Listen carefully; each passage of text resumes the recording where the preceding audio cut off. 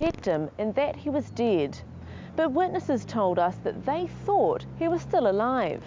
It was about 2 or 3 minutes after his shot, he moved his hand and then his arm and then moved it back. It wasn't like a twitch or anything, he actually lifted it and moved it. And still no policeman checked him until a few minutes after that. I was yelling hard. I was like, yo, you got to check his pulse, man? No, he just didn't know what to say. St John was en route by 8:41 and arrived at the scene 6 minutes later. When the ambulance arrived at the body, Kieran Cross checked his watch. It was 8:51. Somebody just got out and checked him and then walked away, and the body was covered at around about 9:05. That's half an hour after he was shot. Natasha Utting with those witness accounts. OK, so what's the police version of events? It's somewhat different. I asked Canterbury District Commander Superintendent Sandra Manderson. The person that is now deceased advanced on the police officer with a hammer in his hand, advanced aggressively towards the police officer, and the person was shot.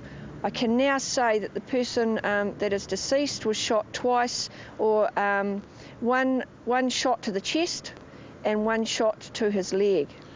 OK.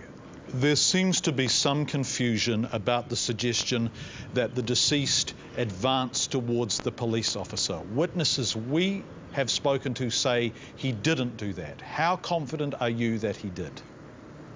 I can tell you that we've got a police homicide investigation underway, and we've also got an independent police complaints authority investigation occurring at the same time. So why are you stating now as fact that the accused advanced towards the police officer?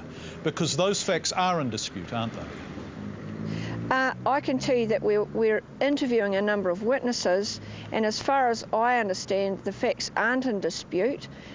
We know that the police officer was heard to call out by a witness to stop and did advance towards the police officer. OK. Were other people in imminent or immediate danger? I understand the person that was in danger was the police officer. Did the police officer have to be in such close proximity to the accused?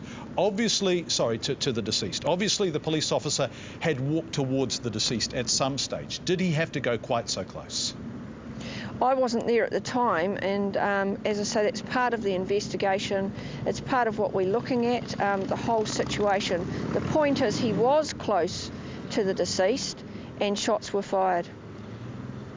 Why 4 shots? 2 missed, 2 hit. Is it not possible to have stopped after the first shot hit? As I say, I wasn't there, but quite often we are taught to double shoot.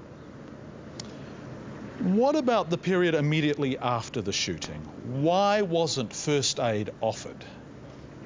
I understand that first aid was offered and an ambulance arrived within 9 minutes. Were the ambulance officers allowed through the cordon?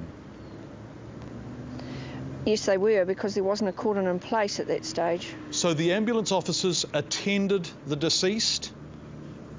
They did. Did your police officers check his pulse?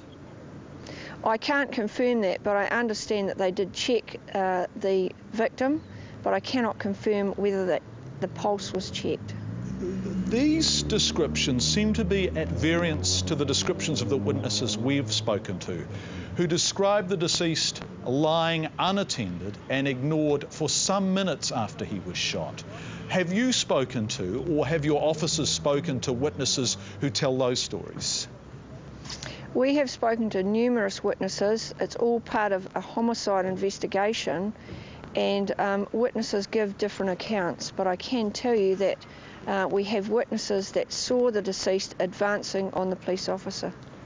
Did these witnesses see the police officer offering any first aid after the shooting? I can't tell you that.